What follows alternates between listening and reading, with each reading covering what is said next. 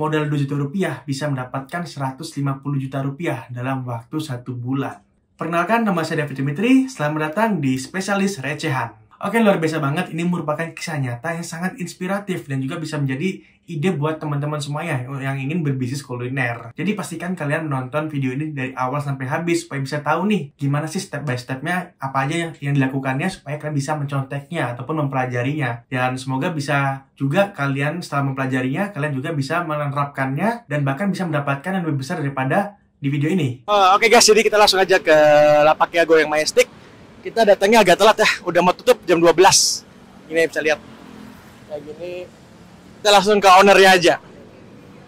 Ya, bro. Jadi kita lagi bikin apa, Andre? Nasi goreng chili oil. Nasi goreng chili oil. Harganya berapa? 20.000 aja satu porsi. 20.000. Oke, kita juga ada produk lainnya selain nasi goreng chili oil. Ini produk dari kuahnya Goyong. Namanya kuah chili oil. Ini rasanya manis pedas. Bisa dilihat. Dan bisa dilihat ya, ini goyongnya isiannya full daging dengan aneka bawang-bawang dan rempah-rempah. Yang terutama rempahnya untuk khusus untuk goyong ya. Semua full daging tanpa ada campuran yang lainnya. Perkenalkan, nama gua Tenzi. Background basic gua di F&B, kulineran. Dari zaman gua masih sekolah sampai gua kuliah, gua selalu dagang atau enggak usaha di kuliner. Sampai ketika putus kuliah, gua ikut kerja masih di bidang kuliner di tempat orang lain. Gua sampai dorong-dorong gerobak untuk jualan bakso bakar. Selama 2 tahun gua jualan itu. Lama-kelamaan gua coba ngumpulin dana untuk buka usaha sendiri, dan endingnya gue punya usaha 2 gerobak gue di Kuningan, yaitu usaha pecel ayam dan nasi goreng. Namun usaha gue saat itu hanya memiliki omset di kisaran 300 sampai 500 ribu aja, stuck di situ. Dan juga pernah gue nembus 1 juta, itu pun di hari-hari weekend, dan itu masih bisa kehitung jari. Tapi setelah gue ketemu Bang David, akhirnya gue bisa merasakan apa yang belum pernah gue rasakan. Mendapatkan omset 6 juta dalam 1 hari. Jadi begini ceritanya. Awal tahun 2024, gue lagi nyari referensi, ya kan. Gue scroll TikTok, scroll apa yang lagi viral. Akhirnya ada yang lagi viral kuliner di Jakarta Selatan. Gue samperin tuh tempat kulinernya. Dan ketika gue samperin, wah, gue lihat nih, ada Bang David. Tapi kok beda ya, gemukan sekarang. Kalau dulu waktu gue lihat-lihat di YouTube-nya, dia agak kurus, cuma sekarang gemoy-gemoy gimana gitu kan. Akhirnya gue ketemu, gue coba ajak ngobrol. Ternyata beliau lagi melihat kliennya. Nah, yang dagang ini ternyata kliennya dia yang lagi viral. Secara tidak langsung gue cerita soal usaha gue yang di Kuningan, yaitu usaha nasi goreng dan pecel lele. Singkat cerita, ending besoknya dia datang ke tempat usaha gue, dan dia ngasih tahu ke gue rombak semua ini usaha. Gue bingung dong, rombak maksudnya gimana? Ternyata Bang David ini ngasih konsep usaha yang akan cepat viral. Apa itu usahanya? Yaitu Goyong. Gue buka tuh Goyong, 1 hari, gila, gue dapet omset 3 juta 1 hari pertama. 2-3 hari, 1 minggu kemudian, gue tambah komposisinya, gue tambah kuantiti Goyong gue nembus di angka 6 juta. Namun berjalannya waktu, 2 bulan kemudian, usaha gue hancur. Oke, jadi kan sudah melihat bisnisnya kayak gimana, kan sudah melihat si Tenzi kayak gimana ya. Jadi pertemuan kami, kalau bisa dibilang sangat singkat banget, tepatnya di awal tahun ini. Jadi ketika itu nggak sengaja kita berkenalan, ketika dia datang ke salah satu tempat di klien saya di Jakarta Selatan. Jadi waktu itu klien saya juga membuat sebuah bisnis kuliner kaki 5. Dan setelah dia konsultasi dengan saya, nggak sampai waktu lama, dia langsung jualan. Nggak sampai waktu seminggu, bisnisnya langsung viral. Nah, ketika viral, banyak banget yang datang. Dan disitu juga, saya akhirnya berkenalan dengan si Tenzi. Oke, jadi ketika dia datang, orangnya langsung belak-belakan, langsung cerita apa aja pengalaman dia, terus pengalaman dia bisnis di kuliner kayak gimana aja, dan yang terbaru itu di Kuningan itu kayak gimana. Jadi di Kuningan itu dia sudah berjalan kurang lebih 1 tahun, dari tahun 2023. Dan dia berjualan pecel ayam dan berjualan nasi goreng. Dan dalam waktu kurang lebih beberapa bulan, pecel ayamnya tutup. Lalu dia berjualan nasi goreng sampai akhir tahun 2023. Dan luar biasanya, dia bisa mendapatkan omset 300 hingga 500.000 setiap harinya. Tetapi itu ternyata tidak menutup untuk membuat yang namanya membayar karyawan, bayar sewa, dan lain-lainnya. Alhasil bisa dibilang itu tidak benar-benar cukup untuk menghidupi dia, lebih tepatnya. Tapi hanya cukup untuk menghidupi bisnisnya agar bisa bernafas. Ya, bisa dibilang bisnisnya tidak profitable. Setelah saya dengar ceritanya, jadi karena saya tertarik bukan karena bisnisnya aja, saya juga tertarik sama orang yang juga menarik ya. Jadi mungkin bisa saya bilang, wah kalau saya bantu dia bisa saya jadikan konten. Ya, ternyata beneran.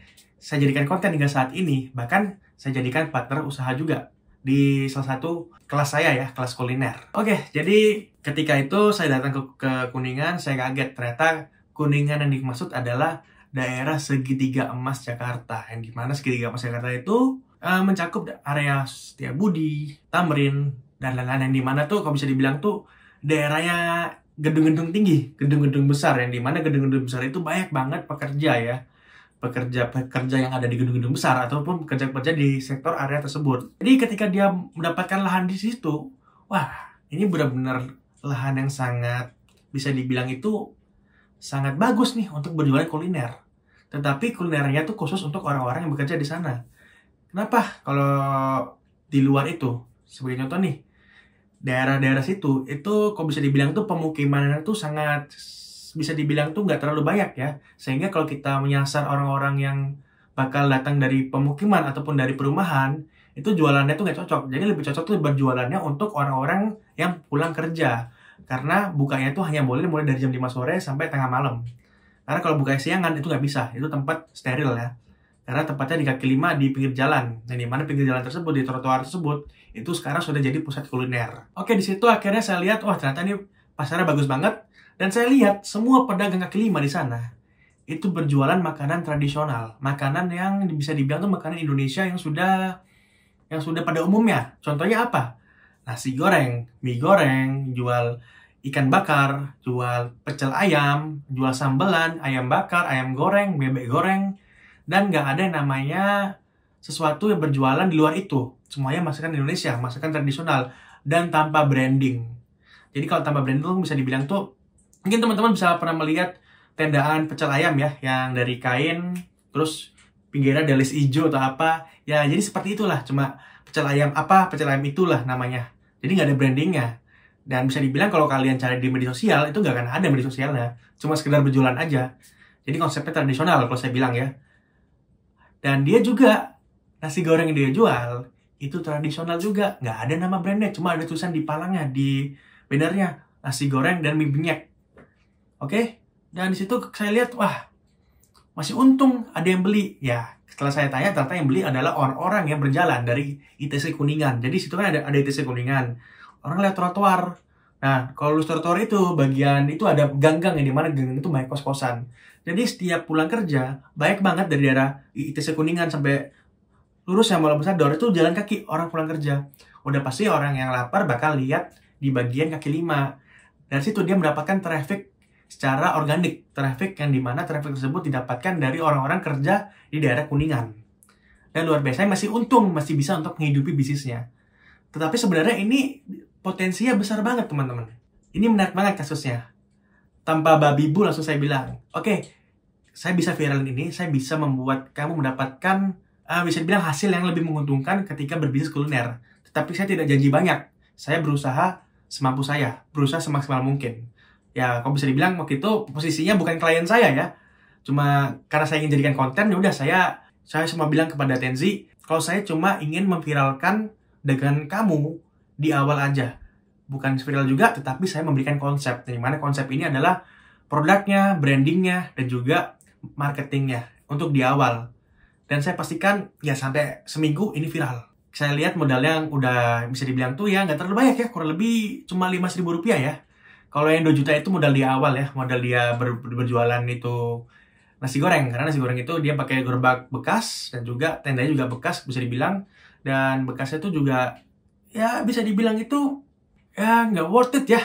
Jadi besinya itu besi kecil banget ya teman-teman. Dan untuk beberapa meja dan itu dia itu pemberian dari orang tuanya dan juga dari saudaranya. Ya jadi modalnya waktu itu dia emang modalnya bisa dibilang terjangkau banget. Tetapi untuk merombak semuanya modalnya nggak sampai 1 juta ya. Karena kita cuma ganti banner, Dan kita menggunakan peralatan yang masih ada. Peralatan yang masih bisa digunakan untuk di brand baru ini. Oke, nggak sampai waktu seminggu, kurang lebih 3 atau 5 hari, kita rombak semuanya, kita ganti bannernya, dan kita membuat yang namanya goyong. Kenapa goyong? Karena pada saat itu, goyong itu lagi viral banget, teman-teman. Goyong di Cikini, goyong di Menteng, itu viral banget. Viral banget. Kalian bisa cek searching di TikTok, searching di YouTube, searching di Instagram. Di mana-mana di Jakarta ada goyong. Dan luar biasa di Cikini aja ya, saya bisa melihat dia bisa berjualan 500 hingga 1000 porsi. Itu klaim dari salah satu TikTokers ya, saya cek. Tetapi ketika saya datang, wah, emang beneran yang beli itu banyak banget, teman-teman. Ya bisa bilang kalau 1000 porsi dikali 25.000 itu udah dapat 25 juta per hari.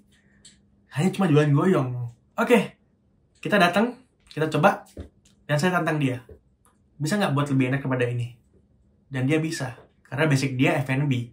Dia paling suka mencoba sesuatu yang baru, dan dia bisa membuat sesuatu baru itu lebih enak daripada yang itu. Jadi punya dia versi lebih enak. Kita lihat di goyong-goyong viral, kita juga coba di Jaksel. Baik banget. Ternyata tuh goyongnya campuran dengan bakso.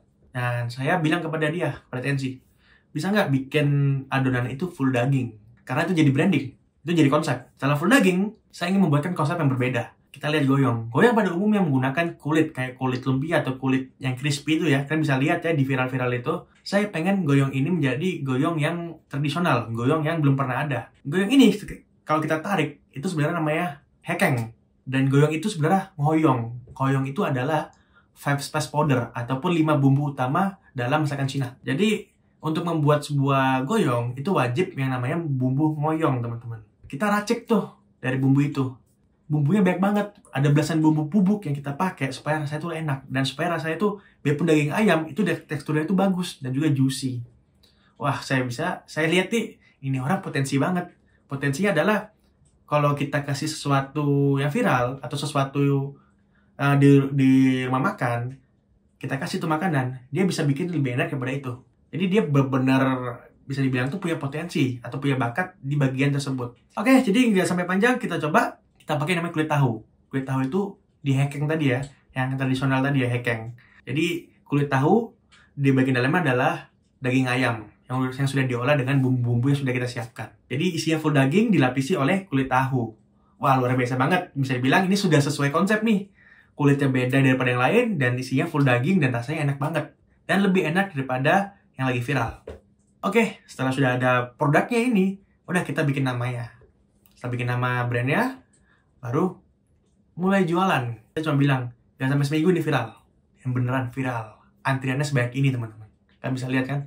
Kenapa? Gampang banget sekarang kalau kita ingin memviralkan bisnis kuliner. Dan saya viralkan tempat dia bukan dengan cara berbayar, tapi gratis. Hanya barter produk aja sih.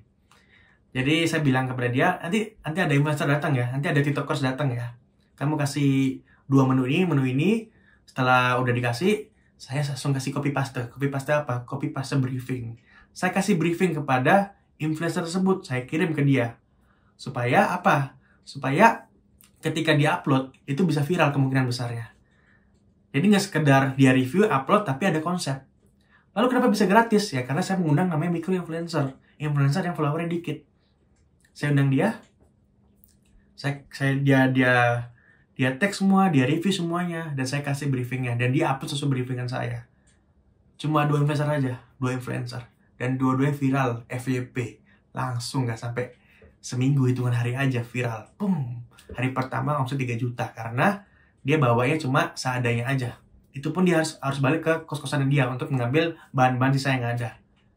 Baru besoknya saya bilang, langsung belanja yang banyak, stok yang banyak, naik dari 5 juta. Tambah lagi karyawan, naik jadi 6 juta. Rekor, sehari 6 juta. Hanya jualan goyong doang. Luar biasa dong. Oke, sampai situ saya stop. Karena saya hanya membantu dia di awalnya aja. Dan saya sudah bilang kepada dia, kalau ini saya akan jadikan untuk konten. Supaya apa? Supaya konten ini bisa saya share kepada teman-teman. Bahwa untuk berbisnis kuliner, kita harus punya namanya konsep. Konsep, setelah punya konsep, kita harus lanjut namanya marketing. Lalu setelah marketing, ada lagi. Bagaimana caranya supaya bisa jadi konsisten. Sebulan 2 bulan, saya lihat banyak banget. Wah, saya lihat di TikTok, wah, FYP lagi. Ternyata ketika dia FYP, dia nggak pernah ngundang influencer lagi. Karena dia nggak tahu caranya gimana. Karena saya nggak kasih tahu juga gimana itu bisa viral. Ternyata ketika goyang itu viral, banyak banget influencer yang datang untuk mereview goyangnya dia. Jadi secara nggak sadar dia juga mendapatkan exposure gratis dari beberapa influencer yang nggak pengen FYP juga. Tapi di sini saya juga mulai ragu, oh kok banyak komen-komen negatif ya? Saya biarin aja, bulan depan saya balik lagi tuh. Saya datang karena komen-komen tersebut, saya kaget, wow, udah banyak perbedaan. Udah banyak yang berubah ya, dari kitchennya, dari daerah dine-in-nya, dan juga banyak banget karyawannya. Dan saya lihat nih, yang awalnya si Tenzi jaga, tiba-tiba dia hanya mantau aja ya. Saya tanya, kok nggak seramai awal bro? Tapi tetap ada customer, cuma nggak seramai awal. Yang awalnya ada antrian di jam segini, kenapa jam segini nggak ada antrian? Saya tanya, kenapa nih? Ya, saya coba ada tuh goyong. Kok rasanya beda seperti di awal, nggak konsisten. Setelah itu, saya ajak dia bicara, saya gali-gali lagi apa aja problem-problem yang ada. Dan saya pengen tahu, kenapa bisa si goyong ini nggak konsisten. Saya buka tuh aplikasi kasirnya dia. Saya cek nih omsetnya, naik turun. Wah, 2 minggu awal tuh luar biasa banget. 4 juta, 5 juta, 5 juta, 6 juta, 6 juta, 6 juta, 5 juta. Minggu ketiga 5 juta, minggu keempat 5 juta. Stuck di situ. Wah, bisa dibilang omsetnya tuh, dia di bulan pertama setelah dia viral itu, 30 hari setelah dia viral, itu dapatnya 150 juta lebih. Bayangin aja, luar biasa banget. Dan dia jual goyongnya di harga 25.000. Dan dia mendapatkan margin tinggi banget, marginnya 60%. Jadi HPP cuma 40%. Kalau bilang di bis kuliner itu gede banget keuntungannya. Ya karena dia menjual produk yang jarang dijual di daerah tersebut. Sehingga dia bisa mematok harganya lebih tinggi. Oke, jadi setelah saya cek, wah ternyata ada banyak problem nih, kenapa nggak konsisten. Banyak banget karyawannya baru. Terus dia mulai mengubah konsep. Yang awalnya saya memberitahu kalau untuk berjualannya di site, maksudnya di site tuh di daerah kaki lima dia, di tenda tersebut untuk berjualan, ternyata dia buka tempat mes untuk karyawan-karyawannya. Yang dimana dia ngahir karyawan lagi untuk bekerja di mes tersebut, untuk membuat goyongnya. Goyongnya dibikin di mes, dilempar ke site di tempat jualannya. Baru dia langsung jadi di tempat itu tinggal goreng doang. Memang cepet, tetapi saya tidak setuju. Kenapa? Karena dari sini juga akhirnya karyawannya terlalu banyak. Ada karyawan di tempat jualan, ada karyawan di tempat mes. Yang dimana di tempat mes kerjanya pagi sampai siang, kalau di tempat jualan sore sampai malam. Dan juga itu keluar dari konsep. Kenapa? Saya pengennya live kitchen. Di awal, saya pengennya bikin goyongnya itu di tempat jualan. Supaya apa? Supaya orang-orang bisa ngelihat. Dan supaya orang-orang tahu kalau ini tuh fresh. Dan kemungkinan besar ketika itu viral, orang-orang influencer datang tuh bisa nge-review, bisa ngelihat apa yang dibikin. Itu lebih menarik. Saya lebih suka konsep live kitchen. Di sini saya bilang, wah, lantas kamu bengkak untuk bayar karyawan. Dan juga terlalu banyak karyawan, apalagi karyawan-karyawan baru yang belum di training secara bagus, membuat rasanya tidak konsisten. Saya lihat tuh komentarnya, saya kasih tahu, banyak yang bilang kalau ayamnya tuh asem. Ada yang bilang ayamnya nggak mateng. Karena apa? Quality controlnya nggak ada. Dan SOP-nya juga nggak ada. Sehingga para karyawannya tidak bekerja sesuai dengan sistem. Tidak bekerja sesuai dengan apa yang dimaui oleh owner. Sehingga rasanya tidak konsisten. Jadi banyak banget komentar yang jelek. Baik juga bilang, kalau antrinya lama, bisa sejam 2 jam ya. Itu wajar ya, karena lagi viral. Karena lagi viral, otomatis yang nyobain banyak. Akhirnya banyak orang yang ngantri. Itu wajar kalau bisnis kuliner kita lagi viral. Tetapi nggak wajar adalah masalah konsistensi dari rasa dan juga pelayanan. Itu akhirnya mempengaruhi dari perilaku customer. Terus ketika omsetnya turun di angka 2-3 juta per hari, yang bisa dibilang tuh masih lumayan. Tetapi kalau untuk profitnya, saya bilang tuh nggak terlalu profit. Karena karyawan yang dibayar banyak banget. Karyawannya sampai belasan ya. Saya lihat aja yang dikerja di daerah kaki lima dia, itu 8 orang. Dan saya tanya, di mes ada berapa orang? Ada 4 orang. Berarti ada 12 orang. Mungkin si Tenzi ini udah bagus untuk membuat sistem. Tapi dia tidak membuat namanya SOP. Tidak membuat sistem secara bagus. Secara benar-benar tersistematis. Dan juga dia nggak punya yang namanya quality control. Sehingga rasanya berubah-ubah. Dan paling parah adalah tidak matang dengan sempurna. Juga yang gosong. Itu jadi faktor kenapa omsetnya turun. Saya bilang ke dia, ayo coba kita promosi berbayar. Karena yang berbayar ini biarpun mahal, tetapi kemungkinan FYP lebih besar. Karena yang kita bayar followernya gede. Followernya gede dan juga Video juga bagus. Oke, kita bayar 4 juta ke influencer TikTok. Orang ini datang, dia review, dia up itu video. Viral, FYP videonya. Gak sampai hitungan hari. Cuma hitungan jam ketika dia up itu viral. Dan luar biasanya ketika viral harusnya kan rame tuh besoknya. Itu pun tidak memberikan dampak yang sangat signifikan. Kenapa? Kita lihat komentarnya di video viral.